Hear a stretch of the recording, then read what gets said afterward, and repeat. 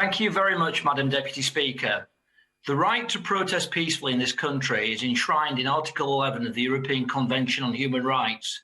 These provisions were put into domestic law and protect the freedom of assembly and the freedom of association with others. I would suspect every member of this House, together with millions of our fellow citizens, have taken part in such protest events. Such expressions of community feeling are central to our way of life and part of each citizen's interaction with the democratic process, and this should be protected at all cost. However, it is an established legal principle that Article 11 rights can never be unfettered, for if this was the case, rampant criminality could be justified and provide a defence to those who indulge in such behaviour under the guise of legitimate protest. So these are qualified rights, and interference with them may only be justified in certain specific circumstances, including the impact on the rights and freedoms of others and the prevention of crime and disorder.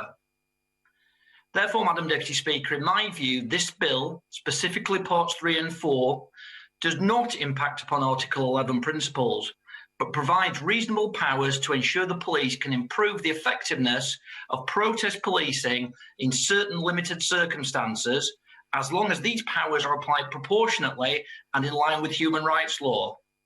What Labour appear to be arguing is that the police should not have powers to address the most extreme antisocial behaviour during protests, and therefore ignore the rights of our fellow citizens who may be caused intimidation or harassment or serious unease, alarm and distress in certain circumstances outlined in the bill. There were clearly mistakes in the policing of the vigil at the weekend in memory of Sarah Everard, but this single example should not be used as overwhelming evidence to suggest the police will not use the powers contained within this bill proportionately, reasonably and in line with existing human rights legislation.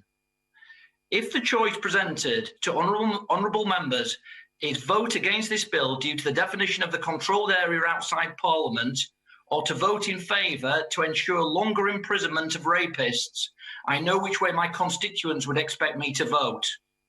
So in conclusion, Madam Deputy Speaker, by voting in favour of this legislation, I am voting in favour of tougher sentences for child murderers, ending early release for sex offenders, the imposition of stricter conditions on bail, tougher sentences for assaults on emergency service workers, various measures to crack down on knife and violent crime,